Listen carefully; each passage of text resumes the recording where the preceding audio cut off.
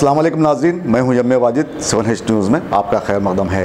शहर के नवाही इलाके वनस्थलीपुरम में एक लारी ने मोटरसाइकिल को टक्कर दे दी, जिसमें एक 8 साल लड़की बरसरे मौका हलाक हो गई है और उसकी मां को शदीद ज़ख्मी हालत में करीबी दवाखाने मुंतकिल कर दिया गया है। पुलिस ने केस दर्ज रजिस्टर करते हुए तहक़ीक़ात का आगाज़ किया है।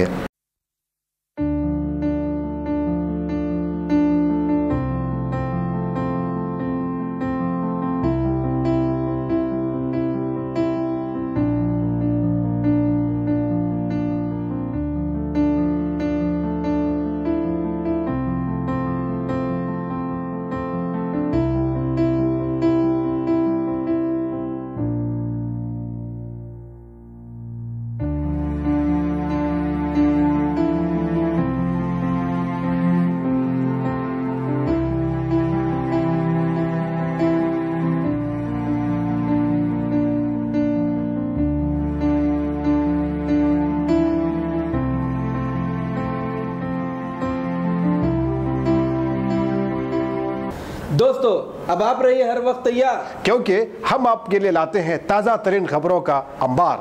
चाहे घर हो, बस हो या रेल, हम करेंगे आपको अपडेट एवरीवेयर।